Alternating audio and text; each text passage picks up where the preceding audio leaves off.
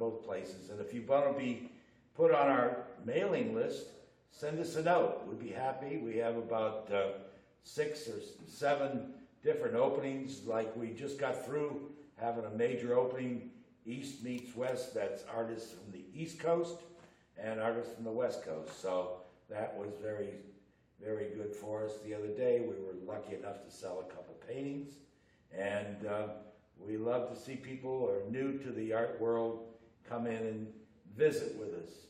Anyway, today we've got John Martini, which is one of the premier sculptures of Key West. I must say, not just Key West. I understand John is very active in Europe, and I will talk about that later, but I heard you had a great show in a cathedral this last year.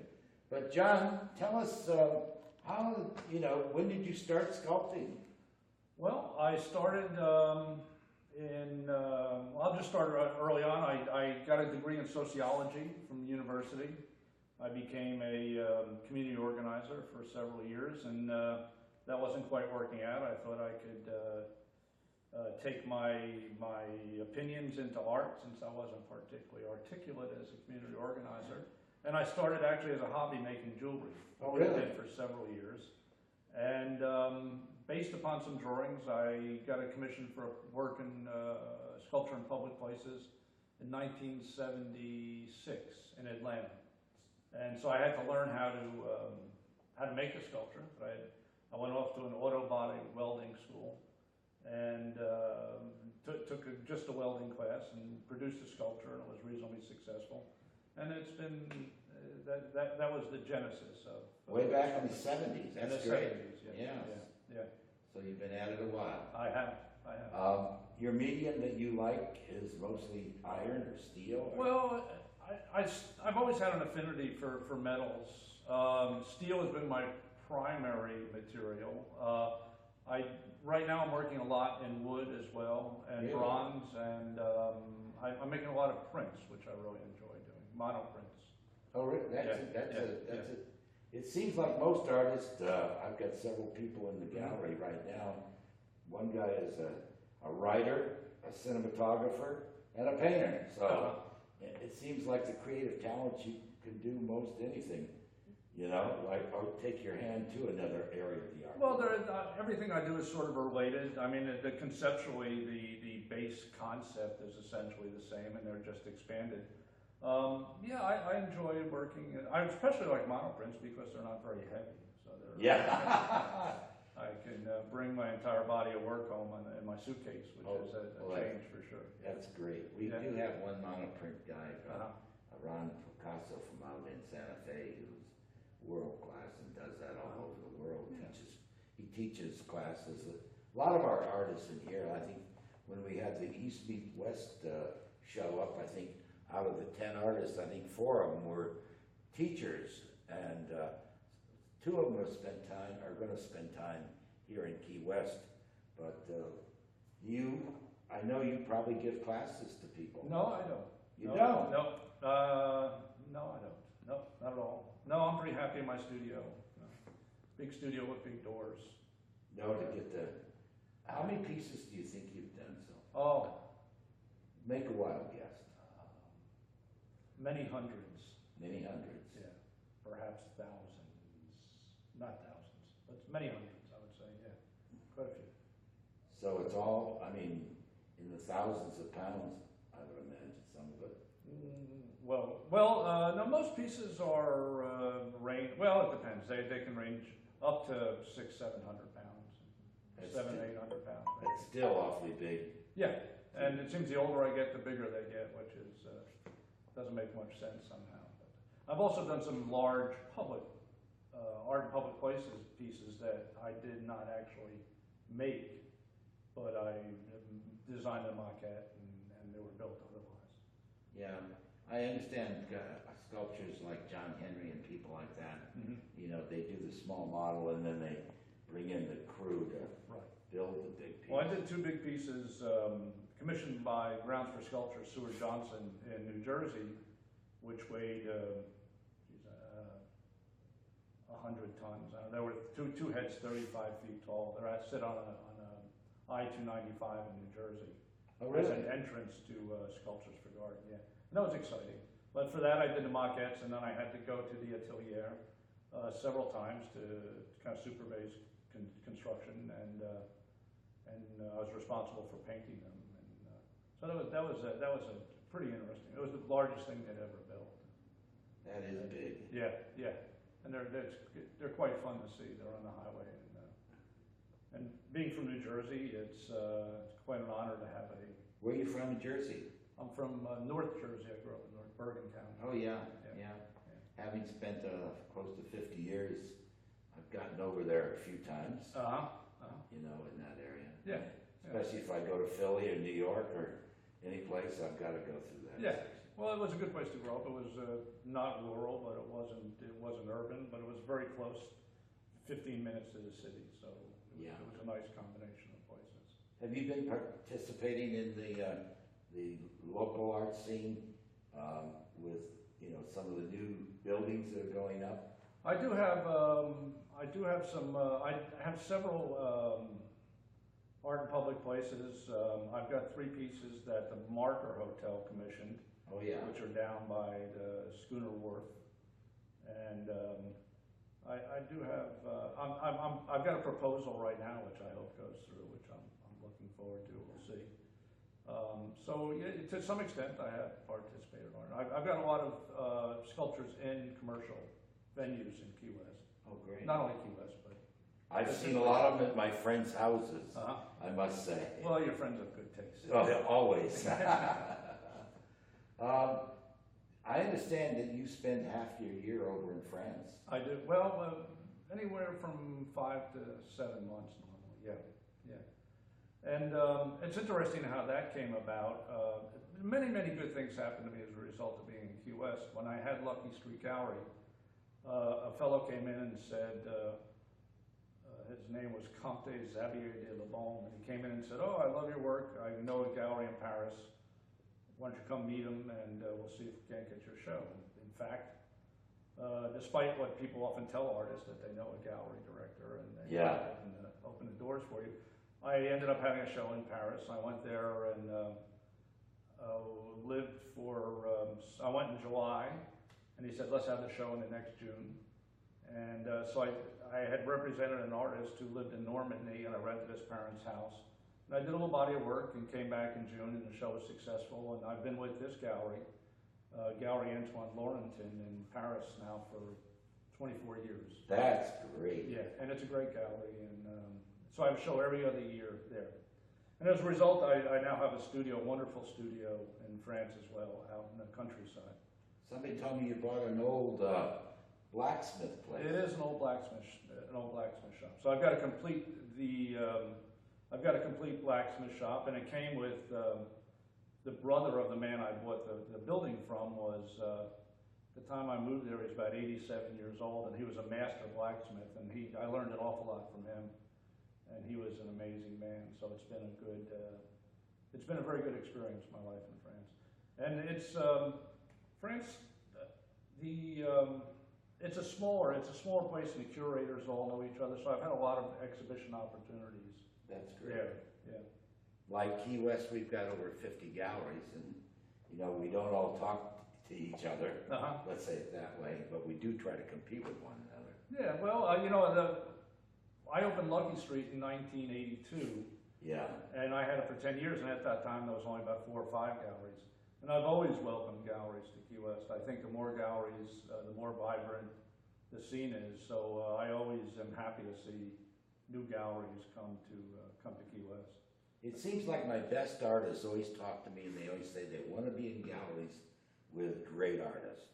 You know, instead of them being the big dog in the place, they seem to think that if they can get into a gallery that has other great artists, they're going to do much better. Yeah, I think the context of the gallery is important. But it's also fun to be a big fish in all sea as well. Oh, yeah. But it's true. I think that it also depends on the gallery and their attitude and your dealings with the gallery director, which is important. But it's not easy for artists in galleries. I mean, it's one of the most difficult things for an artist's life is to find good representation. Yes. There's a lot of artists and not enough galleries. So it's not competitive, but it's one of the hardest tasks for an artist, I think. Well, I can tell you, owning a gallery, as you know from owning one for 10 years or so, it's not all glamour. Well, I did a piece once called "The Romantic Life of the Artist," and it was a guy with his A gun on his head. yeah. Yeah, well, I certainly have learned my lessons, so Mhm. say it that way, as I do every day. But, you know, I understand you had a major show this summer in a cathedral or an old church. Well, yeah. Oddly enough, it's called the Chapel of the Jesuits, and only the Jesuits would call this beautiful cathedral a chapel. It was sponsored by the city of Chaumont, which is not too far from where I live. In France, actually it's my third show in France in a church which was no longer a church but was an art center. Yeah. And in the French Revolution, a lot of the society went secular, so a lot of the property became the property of the states. And this was it was a wonderful one. It was my favorite of all shows. The chapel was just beautiful, lots of stained glass and statuary and lots of marble, and I was pretty intimidated about putting my work in there, just for the scale and also for the kind of contrast between what I do. But it worked out really beautifully. I was very, very happy, and I got a great response, and it was a really good experience. Yeah, it was a show I hated to see end, actually. Oh, that's great. Yeah. And the French people and the French school system is very, very supportive of the arts. And the kids from the age of 3 are learning about art. So I spent a lot of time with kids and visiting, local kids visiting the exhibition, which is terrific, and you get a lot of good feedback, and I get to steal their drawings if I There's some, well, budding artists, if they've got that kind of a farm system, I think it's great. Well, I actually like on-schooled, I like 5 and 6 year old drawings myself. I think they're the purest, as a matter of fact. I was, for many, many years here, I was an outsider art dealer, which outsider art is art that's produced by normally people who are retired country people. Yeah. People who are on the edge of society in a lot of ways. And so I traveled around for 15 years all over the South, meeting with these artists and buying their works and selling their works. And to me, that was their art is very, very pure expression, without any kind of academic interface. They're producing art that is really rich and true. So they're a big inspiration to me, as a matter of fact. They don't know the academic, they don't know the art history, but they know they want to express themselves, which to me is a really pure expression of art. Yeah, that's interesting. I always wonder where an artist or a sculptor, where they draw from to every day walk into the studio and start doing something. Yeah. Well, you don't always start doing something when you walk in a studio, is what I've learned. Yeah. It's sometimes a struggle, but that is a good question. I don't know the answer to that question. I mean, for me, like I said, I was not trained academically. My training was in liberal arts, but I've spent a lot of time in museums, in Europe. In fact, my partner is a photographer who has done a great series of works based upon sculpture in museums. So I've just spent many, many, many, many hours sketching in museums, which has been a great art education. So you visit the museum, you do some sketches, and I try to look and see and understand and do a lot of sketches, yes. It's funny because she started off with French Romantic artists, and then she went back to Roman, and then she went to Etruscan, then she went to Greek, then she went to Assyrian, and then we kind of got back to prehistoric, at which point there was nobody left to steal from. So that's a good one. I had to kind of create my own style out of that information. So that was a very good way to learn about art, to learn about artists, and reading. But I think there's lots of interface between music, the old, I can't remember, it talked about polymorphous perversion, which is the fact that if you're stimulated in one area, you're going to be stimulated in other areas. So I think that all kinds of input is really critical to artists to kind of to bring it all in and process it and see what comes out.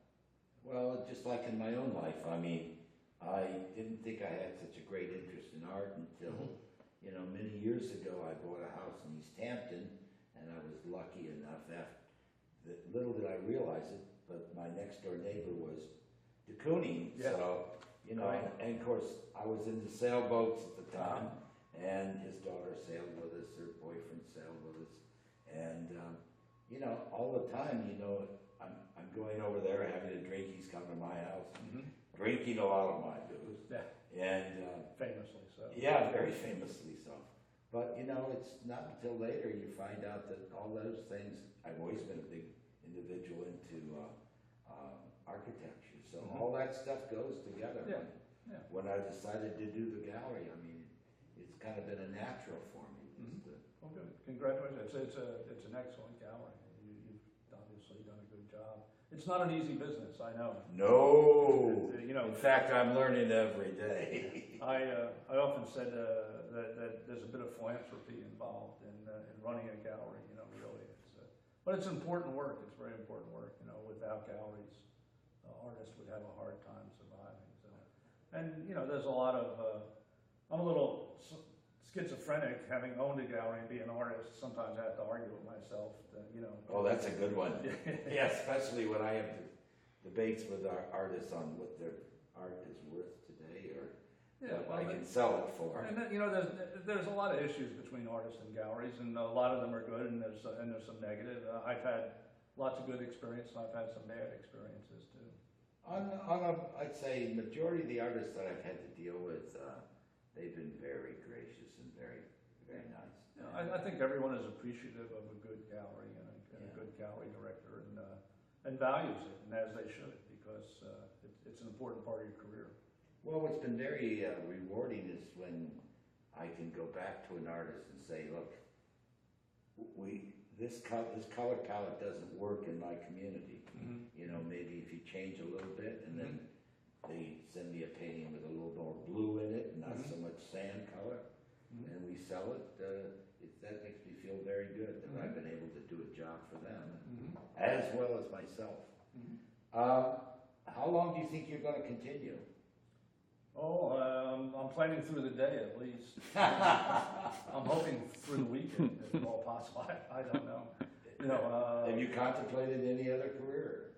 Well, I've had about 30 other careers, and so no, I'm not looking forward to a whole lot more. Like many artists, I've had, when I got here in '76, I drove a cab, I waited tables, I worked on a shrimp boat, I was a boat captain, I had a sailing school, I owned a gallery, I renovated houses. So I have an interest in architecture as well. So I think I've fulfilled, and that's just a couple of years. So no, but that's the plight of somebody who's in the creative area. Well, that's right. I always say, and I've always encouraged my artists when I had a gallery to try to work in their field, even if they're not working at their art. And if you could at least, if you're a painter, or maybe you want a graphic design or something. Because most everybody needs a job to support their career until they can support their career with their career. And I've been pretty lucky for the last 20 years or so. I've managed to. It's always a surprise at the end of every year. I've made it again. Yeah. I know myself. I just marvel at what it takes to keep some of these artists going and how they keep going. Yeah. And, well, you do what you have to do. I've been very lucky in having landed here early because I've got a terrific studio that is not really accessible. And that's a big problem in Key West, is the availability. It's a big problem anywhere, but in particular here, space is so limited. How big is your place? My place is about 4,000 square feet. That is in a city of 4 by 4. We're only 8 miles. Yeah. And to find that kind of space is. Like I said, there was a period here in the 70s when Truman annexed the Navy base. Yep. The Navy had left, and there was acres and acres of space. At that point, I had about 30,000 square feet on the ocean for $60 a month. Oh. And that was a really a nice age, a nice period in Key West when everyone had studio space. I was lucky to find this place, which was the old African American movie theater. Really? On Emma Street, yeah, and it had been empty for quite a while, and it became available to me. So I was, it was good timing, it was good luck, and good timing, and so that's made a lot of things possible for me. Really. Yeah, because you need big physical space. I do, yeah. You don't just need width; you need height. Yeah, and I need 4 or 5 guys to lift stuff for me these days, but Is that right? Yeah. I do have an assistant who's from the neighborhood who's a good worker. No, I've managed one of my great experiences as a sculptor was as a kid I moved furniture. So I learned a whole big part of making sculpture is actually figuring out how to move things from point A to point B. So I often amaze myself with my ability to figure out how to maneuver things around, and I still have all my fingers and toes, and pretty much. But I'm sure you've got a few scars. Yeah, I don't even want to talk about that. Oh, I hear you. Yes. Well, it's been a great time to have you in. Yeah, and, thanks so much. I see your new collection over at the studios over on White Street. And we thank John for coming in and having a conversation with us today. And when do you think are you doing a new collection? Or? I got back late this year. I got back the end of November, and I've just started back to work. It takes a while to crank up between places. So I've just started working. I don't have any. I've got a small show at Studios at Key West of monoprints in March, and I'm preparing for next year. So I am back to work, and we'll see what happens. Boy, you got to plan ahead, don't you, in your field? I do. Although, yeah. At least 6 to 8 months out there. Pretty much. I've got a show in Paris in June 8th, at Gallery Antoine Laurenton, and I did all of that work. I did 16 pieces this summer for that show. So it's sitting over in... So it's waiting for me there, yeah. Oh, that's great. Yeah, which is a good feeling. Yeah. An unusual feeling, actually, yeah.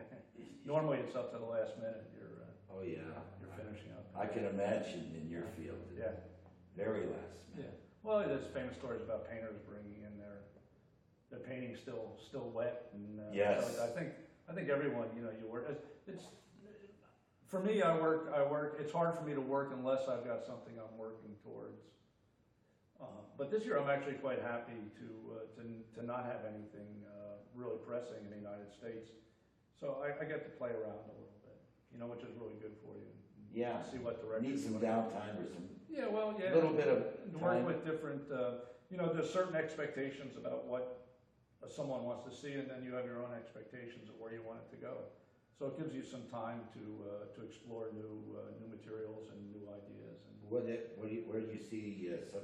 I know you said we know you very much in this community for your steel and type, but as you said to me earlier, that you're working in wood now. I'm doing some. In fact, in France, I'm working quite a bit in wood carving, and I did 3 or 4 pieces the end of the year last year. Here, one of which is being cast in bronze right now, which I'm kind of excited to see, which will be done in a couple of weeks. Is that quite a large piece? It's about 7 or 8 feet tall. Yeah. That is quite large. Yeah. So it'll be interesting. I've done quite a few small bronzes, but always just one-offs. This will be. I've only done 3 or 4 editions, so we'll see. We'll see what happens. I'm excited to see it though. And see how. You can't get that cast down here, can you? No, I'm having it done at a very good foundry in Miami. Oh, really? Yeah. Great. Yeah. A little traveling now. Well, yeah. This time of year, that's not a lot. No, it's not a lot of fun. I got a lot of faith in them. I will go up next week to oversee the patina, which is kind of a critical aspect of it. Now, are you working in Cortan steel a lot? No, I work in just mild steel. Mild steel. My process is, most of my work is I get the mild steel, I bring it in, I give it 3 coats of different color paint, and then I do 2 finish coats of finish color, and then I cut it with a torch. So that creates kind of a patina of different colors. I try to create sort of an ageless patina, and that's a result of, for years here, when the Navy base was being decommissioned, there was lots of steel lying around, which I went out and picked up and scavenged. And often it had been painted over the last 100 years, many different colors. And when you cut into it, you can see that there was just these layers, a kind of a history, a color history of the area of Key West and the Navy base. And I always liked that idea of not being able to place something exactly in time. So, I mean, that's my essential technique. So it's not hammer and chisel, it's more cutting?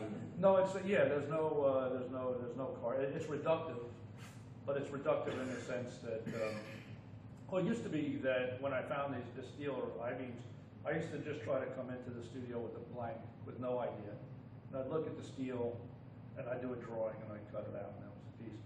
Well, now I'm doing a lot of sketches. Everything's done with preparatory sketches. And they're much more engineered because they all have to fit together. So it's a little bit more engineering, it's a little bit more careful work. But essentially I'm cutting steel and bolting and drilling and bolting. It's very industrial, it's not the least bit digital. There's nothing, there's nothing digital about it at all. That's interesting, because we're living in a digital age, and you're Well, art. I'm going backwards, yeah. Well, that's okay, I mean, Yeah, well, if it works for you. It works, yeah. Well, I want to thank you very much for coming by today. Thank you. I enjoyed the little conversation we've had. As you can see, John at his Lucky Street site for your show, which is Monoprints. No, the Studios Key West is going to have Oh, the conference, Studios. but Lucky Street Gallery does have the work, and yeah. Well, we thank you very much for coming in. Good. Again, don't forget to check us on our website, Gildea Gallery, and we look forward to visiting with you again soon. So come down and see us. As you can see, it's warm down here. It's 75 degrees. I'm still in shorts, so hopefully you'll come down and you'll spend some time with us at Gildea Gallery. Thank you. Thank you. Thank you. Nice having you, John. Pleasure. Well, thanks. That was fun. How much time are we?